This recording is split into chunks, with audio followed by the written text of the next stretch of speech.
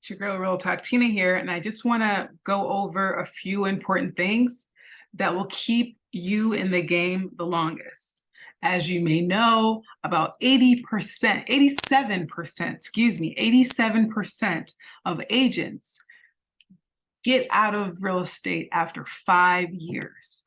And I don't want that to be you. I want you to stay in real estate for the long game. That means that you have to anticipate trends. A lot of people think that aren't in real estate, not you, but other people think that in a recession, real estate goes down. And the trends will tell you, no, it doesn't. You saw what happened in 2020 when COVID happened, a pandemic happened. The market was hot. And it did not stop for at least 2 years. So what goes up also must come down. So if you know the trends, you can kind of anticipate what's going to happen. You can see every 10 years something happens, or you see in every decade there's a shift in the market, so you can start really reading about the trends and understanding them and know that it is a long game. And there are some things that you can do to stay in this game for a long time. One of those things are do the tried and true. This is a job, it's a full-time job. It means that you actually have to wake up early. You need to contact your clients. You need to do the things that agents do to stay in the game. And you have to do that consistently, when times are good and when times are bad. Right now, even in every year in the wintertime, it slows down a little bit, but you should still be sending a newsletter. You should definitely start a newsletter if you don't have one. I recommend Constant Contact or MailChimp. One of those, you can choose any software that works for you, but make sure it's consistent. The key to staying in the long game is staying top of mind. So if it's a newsletter that you send out every month, you don't know who's on that list and needs to sell their house. They may have forgotten about you, but the thing is, you can't forget about them. You need to stay top of their mind. So that's one thing. You need to check in with your sphere. It is said, and this is facts, that the difference between rich people and poor people is, and I'm going to tell you this, is that poor people do not send written messages. They don't send letters, like lick the stamp and put it on the envelope. They don't do that. And they don't answer their phone. So that's funny though. I mean, that just blew my mind. Like the difference between an income bracket of the very rich, they answer their phone, they read their mail, and they also send mail, like letters to people. Poor people don't answer their phone, they don't send letters, and they don't read their mail. So those are the things that you want to do. You want to be sending actual letters to your past client and asking for referrals. That's how you stay in business, referrals. You want to be putting that corny little message in your signature. The greatest compliment is a referral. Tell your friends about me. As corny as it sounds, it works and it keeps you in the long game. So you want to be writing your newsletters. You want to be writing handwritten letters to your sphere and your past client. You want to be checking in with them on the holidays. Pick up the phone and call them. Pick up your phone when people call you.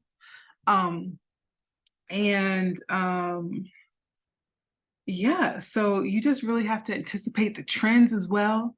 And I would say there's months where you're going to have great months. You're going to have 3, 4, 5, 6, 7, 8, 9, hopefully 10 or more closings a month. And it's going to be great. But I'm going to be honest, I can't have you in this course, in this Real Talk group. You can't be my Real Talkers if I'm not going to talk real to you. So you got to give me a minute here. But I have to tell you that it's not always going to be like that. It's going to be great. You're going to get started. You're going to have that closing and closing after closing after closing. But I can't promise you it's going to be like that every single month. And I need to prepare you for that. So financially, I'm just going to give you just, some broad tips. You can do what you want. I'm not a financial advisor, but contact, your local CPA, do what you need to do. But you want to put some stuff aside for a rainy day, because the money is good and you can spend it good and you can keep on elevating your lifestyle. It does come in fast. The money comes in fast and it's good, but you need to maintain a solid lifestyle so that you're not always spending more money and having to make more money and having to make more money to maintain that lifestyle. You want to just have it consistent. And a big chunk of that, I would advise you to start an IRA. The index funds I ask rich people, richer than me. I ask rich people, that have been at this game for a long time. And I ask them, how do you stay rich? And they're like, index funds. I make more on my index funds from my IRA, my retirement account, than anything. So if you can just get an index fund and an IRA and put it in there and set it, like just do that, and buy real estate, of course. If you can invest in real estate, do that. That's going to be the next thing. But right now we're just focusing on how to stay in the long game. So definitely set your money aside for a rainy day. All right. What else? I just want to make sure I have everything else. But I think that if anything, you got to call people. But if anything, start today. Now, I didn't start this soon enough. You need to be doing video. YouTube is actually the world's biggest, well, right now, biggest search engine, even bigger than Google. When people go on Google, what turns up? You type in a topic, how to tie your shoes. A video is going to turn up on YouTube, and you're going to click on it and find out how to tie your shoes on YouTube from typing it in Google search. So you need to be doing videos. It's talking about a house, talking about local restaurants, talking about new construction in your area, talking about what just came out on the market, talk about the market in your area, the market trends. Definitely keep up on that. Keep up on how many houses have sold that month over month compared to last year.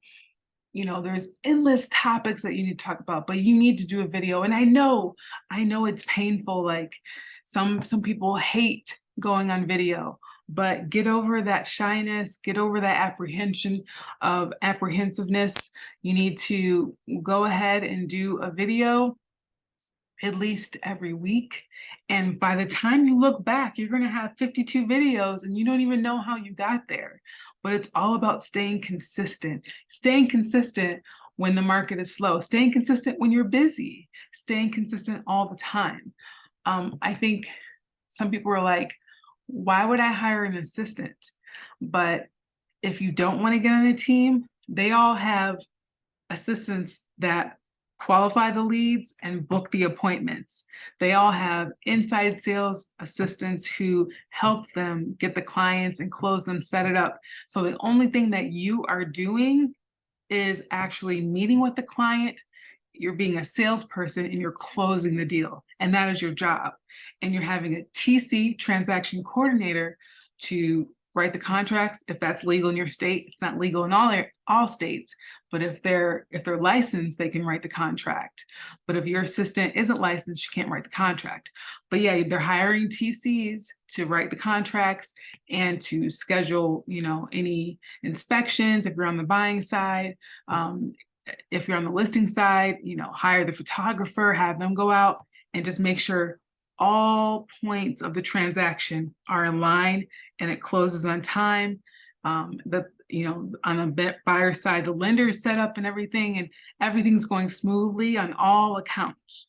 So when you really get to the point where you want to get to and you're closing deals consistently, you need to delegate everything if you can and really focus on two things: closing the deal and just getting more clients. That's what you're doing. And then your booker is going to book the appointments. They're going to make sure that you show up on time.